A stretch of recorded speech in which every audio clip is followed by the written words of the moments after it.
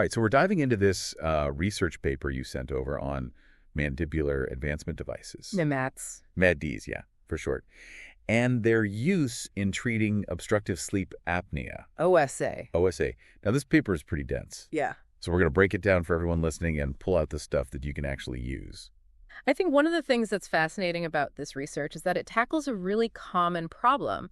With OSA treatment, you see CPAP therapy. It's considered like the gold standard, right? Right. But a lot of people really have trouble with that whole mask thing. Oh, yeah, for sure. And so MADs offer a different way to approach this, Right. particularly for folks who just can't tolerate CPAP. Yeah, and so for folks who might not know much about this, let's kind of paint a picture. Yeah. You can imagine your airway like a tube.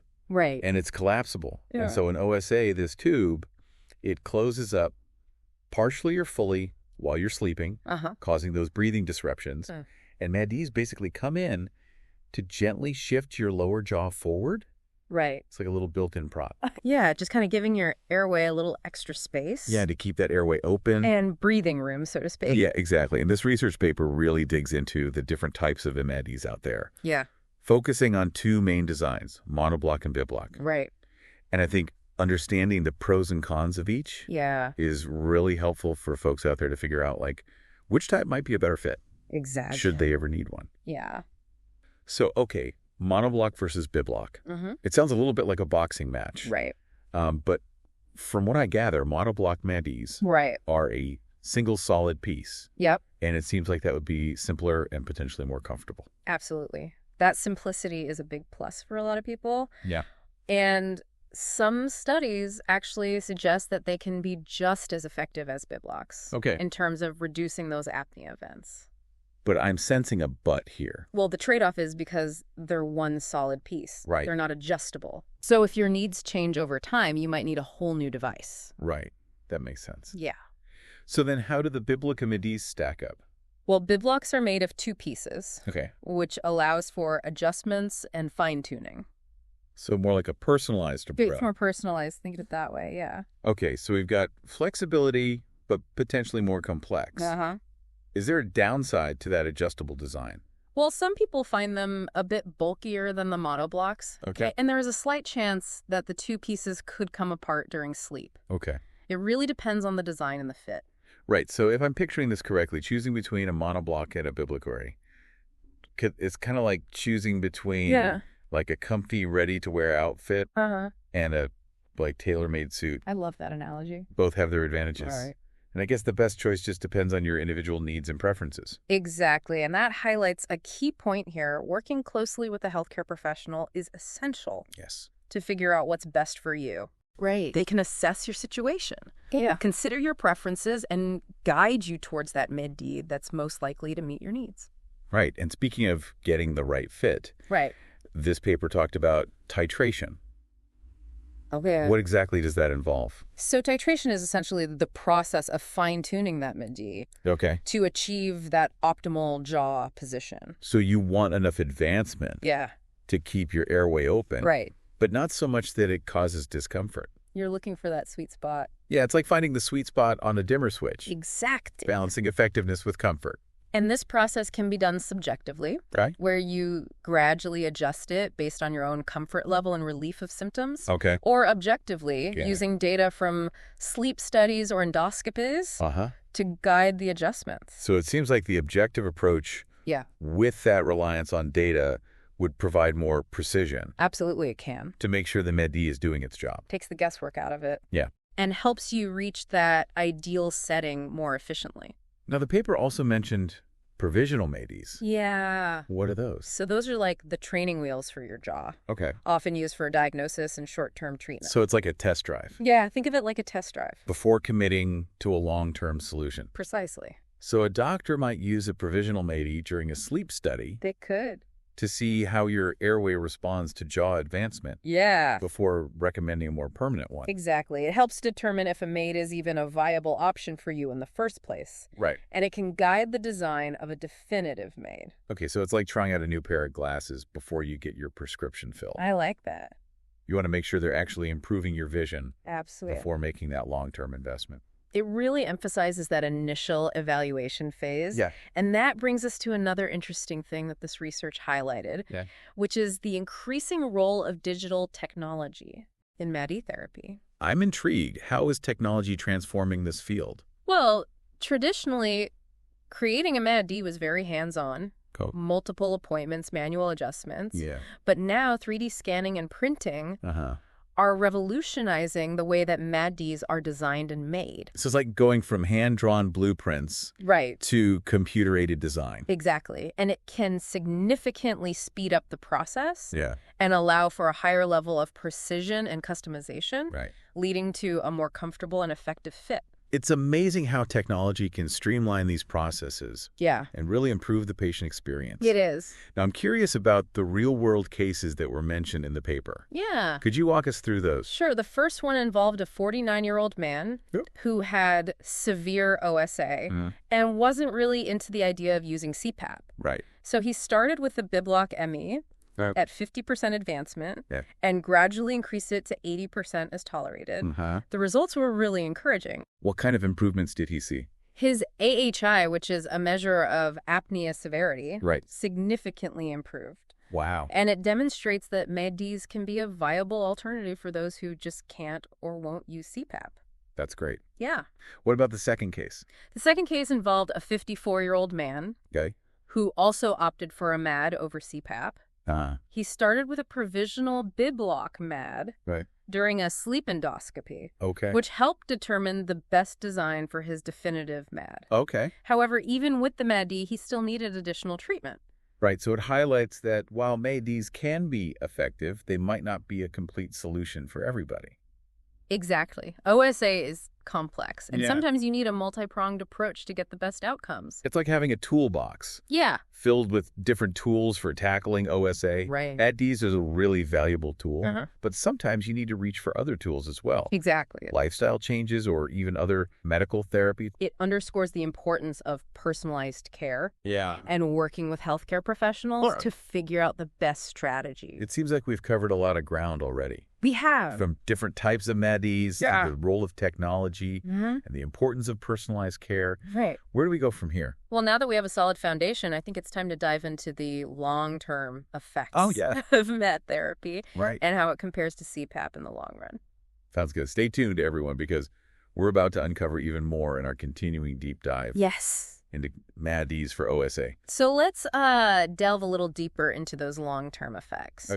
One area that this paper explores is the impact of MAD-Ds on something called temporomandibular disorders. Oh, right. TMD. Or TMD, We don't want to solve one problem just to create another one. Exactly. So what does the research say about MAD-Ds and TMD?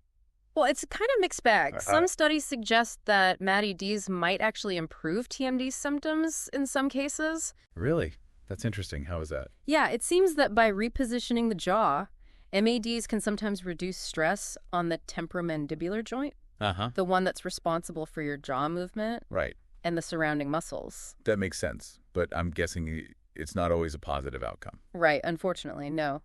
Some studies have shown that MADs can actually worsen existing TMD issues. Or even trigger new ones in some individuals. So it sounds like a careful evaluation is needed before starting MAD therapy. Absolutely. Especially if someone already have like a history of TMD. If you have any history of TMD, it's really essential to have a thorough dental exam before even considering a MAD. Your dentist can assess your jaw joint and muscle function to see if a MAD is even a safe option for you. And I imagine regular checkups are also important too. Exactly. Early detection and intervention are key to preventing long-term problems. Now, speaking of things to watch out for, this paper stressed the importance of a patient's overall dental health when choosing a MAD weird. So what are some of those red flags that might make a MAD unsuitable? So things like severe tooth decay, gum disease, missing teeth. These can all complicate the fitting and effectiveness of a MAD. So even if someone's a good candidate for a MAD based on their OSA, their dental health could be a deciding factor. Absolutely. Other factors, too. Okay. Like dental implants, bridges, dentures can influence the choice of MAID and how well it works. So it seems like there's a lot more to consider than just the type of MAD. Right. It's not one size fits all. Yeah. Now, I know we've been focusing on MAIDs. Yeah. But we can't forget about CPAP therapy. Right. The gold standard. Exactly. How do MAIDs stack up against CPAP in the long run? Yeah. This is a common question. Yeah. And the research offers some insights. While CPAP is generally considered more effective at reducing those apnea events, MADs often win when it comes to patient comfort and compliance. Right. We touched on that earlier. Some people just can't get used to that mask. Exactly. Which can make them less likely to use the CPAP consistently. And that inconsistent use undermines the effectiveness of the CPAP. So even if a MAD-E might not be as powerful as CPAP on paper, its real-world effectiveness could be higher because people actually use it. Absolutely. That's a crucial point. Yeah. Studies have shown that MADs can lead to real improvements in sleep quality, reduce daytime sleepiness, and even impact blood pressure positively in people with OSA.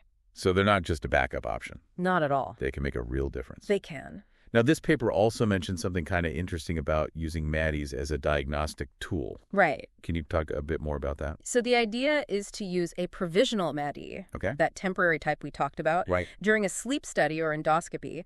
It helps assess how jaw repositioning affects breathing. So it's like a trial run to gather data. Exactly. Before committing to a specific MAD design. The information from this diagnostic phase can be incredibly valuable. It can help determine if a MAD is the right approach, and if so, guide the design and adjustment of a more permanent MAD. This seems like it could lead to a more personalized and effective treatment plan. Absolutely. Minimizing those trial and error adjustments. Right. It can be so frustrating. And this highlights the importance of that collaboration between dentists and sleep specialists. Right. The dentists specialize in fitting the MAD, and sleep specialists have that expertise in diagnosing and treating sleep disorders. Speaking of a collaboration, this paper also touched on the potential role of other healthcare professionals, like nutritionists, in managing OSA. Yeah. Why is that connection important?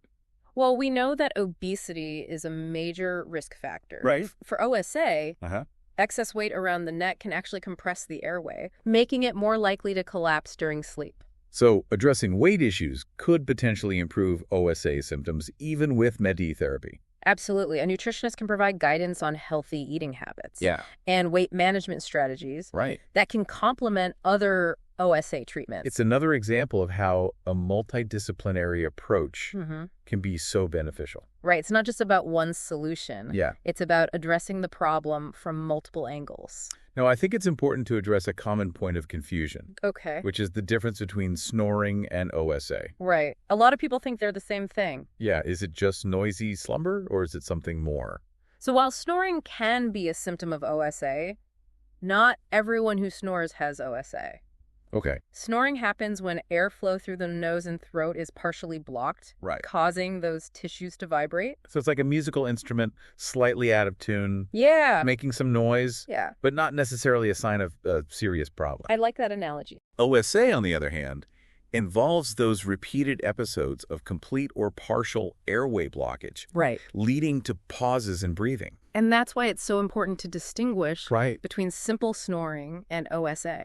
Yeah. If you have any concerns or you suspect you might have OSA, it's crucial to talk to your doctor. Right. They can evaluate your symptoms and recommend a sleep study if needed. Absolutely. Now, this paper also brings up sleep endoscopy. Yes. Which can be a really helpful tool in diagnosing and treating OSA. It can. So tell us a little bit more about what sleep endoscopy involves. So it basically involves using a tiny camera called an endoscope to visualize the upper airway during sleep. So you're getting a behind-the-scenes look at what's happening while you're sleeping. It can help pinpoint those areas of obstruction and guide those treatment decisions. And especially useful when the cause of OSA is unclear. Right. Or those traditional treatments like CPAP or Medacis haven't been fully successful. Exactly. It's like a detective tool. Yeah. To uncover the hidden culprits behind those breathing interruptions. Now, before we move on, I want to circle back to something we talked about earlier, which is patient compliance. Yeah, that's key. Right. We were talking about how important it is for people to actually use their prescribed treatment consistently. So what can be done to improve compliance, especially when it comes to MAs? Well, education is key. Okay. Patients need to understand the importance of wearing their MAMA every night. And the potential consequences of inconsistent use. Right. It's also important to address any concerns or discomfort they might have with their MAMA. It's about empowering them to take an active role in their treatment. Exactly. Open communication with their healthcare team is crucial. If they're having any difficulties, they shouldn't hesitate to speak up. Because oftentimes there are adjustments or solutions that can make a big difference. Absolutely. In comfort and adherence to treatment. It's like finding the right pair of shoes. You need the right fit to keep going. And we shouldn't underestimate the power of positive reinforcement either. Right. Like celebrating milestones, reduced snoring, better sleep quality. Absolutely. Can really motivate patients to stick with their therapy. Acknowledge those wins. Recognize the progress they're making. As we kind of wrap up this segment, what stands out to you as the most significant insight so far? For me, it's that treating OSA is not a one-size-fits-all thing. There's no magic bullet. It requires that personalized approach. Considering the individual's anatomy, lifestyle factors, and even their preferences when it comes to treatment. Absolutely. And the importance of that collaboration between those healthcare professionals. Can't be overstated. It's about assembling the right team. To guide the patient toward the most effective and sustainable solution. Ready to explore those latest advancements. In this field. Absolutely. I'm really eager to hear about those cutting-edge developments you mentioned earlier. Okay, great. Let's dive into that next. So we're back, and I'm really curious to hear about those cutting-edge advancements you mentioned. Well, one area that's getting a lot of attention are smart MADs. Smart MAD, that sounds like something out of a sci-fi movie. What makes them so smart? They're pretty incredible. They actually have built-in sensors and technology that can track things like jaw position, breathing patterns, and even your sleep quality in real time. So it's like having a little sleep lab in your mouth? Exactly. And the data can be sent wirelessly to a smartphone or computer. So both you and your healthcare team can get valuable insights into how well that MAD is working. I can see how that would be super useful for monitoring progress and making any needed adjustments. Absolutely takes the guesswork out of it. And some smart MADs even have automatic titration. So they can actually adjust the jaw position. That's amazing. Based on the data they're collecting. So we're talking next level personalization here. Really is. And as technology keeps advancing, we can expect even more sophisticated features. For smart MADs, it's a really exciting time for OSA treatment. It sounds like we're on the cusp of a revolution. I think so. In how we approach OSA. Now, another area where research is heating up is the use of artificial intelligence. AI. Or AI in MAD therapy. AI and MADs. That's a combination I never would have thought of. How is AI being used here? AI is a game changer. These AI algorithms can analyze huge amounts of data, patient demographics, medical history, even 3D scans of their teeth. To predict the best MAD design and jaw position. So it's like having a virtual sleep expert. Yeah. Helping to create a custom MAD that's perfectly tailored to your needs. That's a great way to put it. And this approach can significantly improve treatment outcomes. Okay. And reduce the need for those time-consuming trial and error adjustments. Right. It seems like AI could really streamline the whole process from diagnosis to treatment. It could. And it's not just about improving MAD design. AI is also being explored as a way to predict which patients are most likely to benefit from MADotherapy. That's so important. It is. It could help ensure that people are getting the right treatment from the beginning. Exactly. Saving time and frustration. Yeah. And they can even analyze data from sleep studies to predict the likelihood of success with CPAP therapy. Wow. Which helps further guide those treatment decisions. So AI is really becoming an essential tool. It is. In this whole fight against OSA. Now, before we wrap up, okay, I want to touch on one final concept that I think is pretty thought-provoking. Okay. The potential for personalized medicine in OSA treatment. Personalized medicine. We hear that term a lot these days. But how does it apply to OSA specifically? Well, as we've discussed, OSA is complex. Right. A lot of underlying causes, contributing factors. Yeah. Personalized medicine aims to tailor treatment to the individual. Okay. Taking into account their genetic makeup, their lifestyle, even their response to different therapies. So moving away from that one-size-fits-all approach. Exactly what works for one person might not work for another. Right. And research is going on to identify those biomarkers and genetic factors that can predict who is susceptible to OSA and how they'll respond to treatment. That's really incredible. Yeah. It seems like we're moving towards a future where OSA treatment is truly customized. I think we are. Taking into account all those unique aspects of each person. And this personalized approach has huge potential for improving outcomes. Right. And the patient experience. I think this has been a really insightful deep dive. It has. We've covered so much from those MAD basics to the cutting-edge world of AI and personalized medicine. It's like we went from 0 to 60. It has been my pleasure. And remember, this is just the beginning. Yeah. There's so much more to learn as research continues to evolve. So as we wrap up this exploration of MDs for OSA, what's the one thing you want our listeners to take away from this? If you think you might have OSA, don't wait. Talk to your doctor. Early diagnosis and treatment are key. Yeah. For preventing those long-term health problems. Yeah, if an ad is recommended, it's not a quick fix. No. It takes commitment, open communication with your healthcare team. Right. And monitoring to make sure it's working. And remember, the world of OSA treatment is constantly evolving. So stay informed. Yes. Ask questions and advocate for your own health. Knowledge is power. This deep dive has definitely given our listeners the knowledge to do just that. Thanks for joining us on this journey into the world of HMED for OSA. Until next time, sleep well and breathe easy.